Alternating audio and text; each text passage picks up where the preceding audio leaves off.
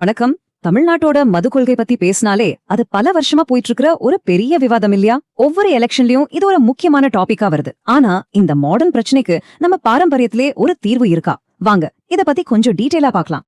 இப்ப பாருங்க, இந்த கேள்விதான் இந்த முழு விவாதத்தோட முக்கியமான பாயிண்ட். மதுவிலக்கு வேணும்னு எல்லாருமே கேக்குறாங்க. ஆனா அது ஏன் இன்னும் முழுசா நடக்கல?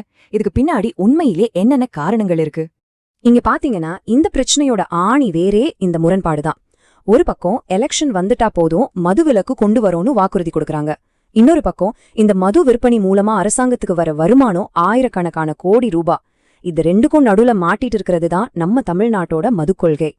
சரி, நாம இந்த டாபிக்க 5 பகுதியா பிரிச்சு பார்க்க போறோம். முதல்ல மதுவிலக்குல இருக்கிற முரண்பாடு, அப்புறம் இப்போ இருக்கிற கொள்கையால என்ன விலை கொடுக்கறோம்னு பாப்போம். அதுக்கடுத்து ஒரு பாரம்பரிய மாற்று, அதாவது கள் பத்தி பேசி அது எப்படி பனை பொருளாதாரத்தை மாத்தும்னு பார்த்துட்டு கடைசியா இதெல்லாம் செய்ய தேவையான தைரியம் பத்தின ஒரு கேள்வியோட முடிக்கலாம். ஓகே, வாங்க முதல் பகுதிக்குள்ள போலாம். அதாவது கொள்கையின் பெரும் விலை. வெறும் வருமானம் கணக்கு வழக்குன்னு பேசுறோம். ஆனா அதுக்கு பின்னாடி இந்த மது கொள்கையால சமூகமும் சரி தனிப்பட்ட மனுஷங்களும் சரி என்ன விலைய கொடுக்கறாங்க, அதோட சமூக சுகாதார பாதிப்புகள் என்னன்னு கொஞ்சம் விரிவா பார்க்கலாம்.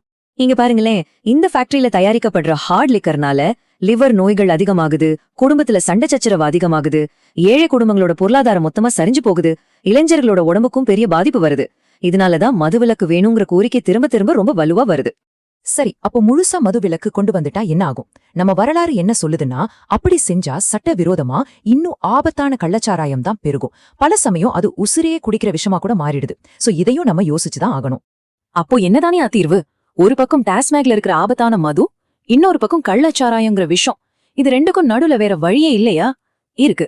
அந்த வழி நம்ம பாரம்பரியத்திலேயே தான் இருக்கு. அதுதான் கள். கள்ங்கிறது ஏதோ புதுசா வந்த விஷயம் கிடையாதுங்க. சங்க காலத்துல இருந்தே நம்ம வாழ்க்கையோட ஒரு பகுதியா இருந்த ஒரு பானம். பனை தென்னை மரங்கள்ல இருந்து இயற்கையா கிடைக்கிறது. இதுல ஆல்கோஹால் அளவும் ரொம்ப ரொம்ப கம்மி. இது ஒரு பாரம்பரியமான மைல்டான ஒரு பானம்னு சொல்லலாம். இந்த கம்பாரிசனை பாருங்க, ரொம்ப இன்ட்ரெஸ்டிங்கா இருக்கும். ஃபேக்டரி சரக்குல ஆல்கோஹால் ரொம்ப அதிகம், பாதிப்பும் அதிகம். ஆனா கள் இயற்கையானது, ஆல்கோஹால் வெறும் 4-6% தான். அதனால பாதிப்பும் கம்மியா இருக்கும்னு சொல்லப்படுது. இதுதான் இது ரெண்டுக்கும் இருக்கிற பேசிக் வித்தியாசம். இப்போ நாம இந்த விவாதத்தோட ரொம்ப முக்கியமான ஒரு கட்டத்துக்கு வந்திருக்கோம். கள்ளுங்கிறது வெறும் ஒரு பானம் மட்டும் தானா, இல்ல அது தமிழ்நாட்டோட கிராமப்புற பொருளாதாரத்தையே மொத்தமா மாத்தி அமைக்கிற ஒரு சாவியா இருக்குமா? வாங்க பாக்கலாம். ஒரு காலத்துல தமிழ்நாடுனா பனை மரங்களோட மாநிலம்னு தான் சொல்லுவாங்க. பனைமரத்தை மட்டுமே நம்பி ஒரு பெரிய பொருளாதாரமே இங்க இயங்கிட்டு இருந்துச்சு. ஆனா காலப்போக்குல அந்த பொருளாதாரம் ஏறக்குறைய அழிஞ்சே போச்சுன்னே சொல்லலாம். பனைமரம்னா வெறும் கள்ளுக்கு மட்டும்னு நினைச்சிடாதீங்க. அதுல இருந்து பனையோலை, கருப்பட்டி, பனங்கற்கண்டுன்னு எத்தனையோ மதிப்புள்ள பொருட்கள் கிடைக்குது. இப்போ கள்ளுக்கு அனுமதி கொடுத்தா அதோடு சேர்ந்து இந்த மத்த தொழில்களும் நல்லா வளரும். இது ஒரு முழுமையான எக்கோசிஸ்டம திரும்பவும் கொண்டு வரும். பாருங்க, இது எப்படி ஒரு செயின் ரியாக்ஷன் உருவாக்குன்னு. முதல்ல கள் சட்டப்பூர்வமாகுது. இதனால பனை ஏற தொழிலாளிக்கு வேலை அதிகமாகுது. கிராமங்கள்ல புதுசா வருமானத்துக்கு வழி பிறக்குது. அதோட கருப்பட்டி, பனைச்சக்கரை மாதிரி மத்த தொழில்களும் வளருது. கடைசியா ஒட்டுமொத்த கிராம பொருளாதாரமும் வலுப்பெறுது. இது வெறும் சரக்கு விற்பனை இல்ல, இது ஒரு கிராமப்புற வளர்ச்சி திட்டம். இவ்ளோ நல்ல விஷயங்கள் இருந்தாலும் இதை செயல்படுத்துறதுல இருக்கிற ஒரே ஒரு பெரிய தடை என்ன தெரியுமா? அது அரசியல் ரீதியான துணிச்சல் தான். இங்க நாம புரிஞ்சுக்க வேண்டிய முக்கியமான விஷயம் இதுதான். முழு மதுவிலக்குங்கிறது ஒரு நல்ல கொள்கையா இருக்கலாம். ஆனா அது நடைமுறைக்கு சாத்தியம் இல்லாதப்போ நம்ம சமூகத்துக்கு குறைஞ்ச பாதிப்பை ஏற்படுத்துற வேற என்ன வழிகள் இருக்குன்னு யோசிக்கிறது தான் புத்திசாலித்தனம். அதனால ஒரு கண்ட்ரோல்டு முறையில கல்லுக்கு அனுமதி கொடுத்தா ஹார்ட் லிக்கரோட மோசமான பாதிப்புகளை குறைக்க முடியும், பனை பொருளாதாரத்தை வளர்க்க முடியும், கிராமங்கள்ல வேலை வாய்ப்பையும் அதிகப்படுத்தலாம். இது ஒரு பேலன்ஸ் சொல்யூஷனா முன்வைக்கப்படுது. இந்த ஒரு வரி இந்த முழு விவாதத்தோட சாராம்சத்தையும் ரொம்ப அழகா சொல்லுது. இது வெறும் பான கொள்கை மாற்றம் அல்ல, இது ஒரு புதிய பொருளாதார மறுமலர்ச்சி.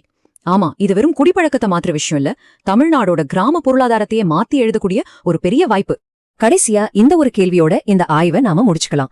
முழு மதுவிலக்குங்கிற பெரிய இலட்சியத்துக்கும் இப்போ இருக்கிற கொள்கையோட மோசமான பாதிப்புகளுக்கும் நடுவுல நம்ம பாரம்பரியத்திலிருந்தே ஒரு நடைமுறை தீர்வை நாம கண்டுபிடிக்க முடியுமா? இது நாம எல்லாரும் யோசிக்க வேண்டிய ஒரு முக்கியமான கேள்வி.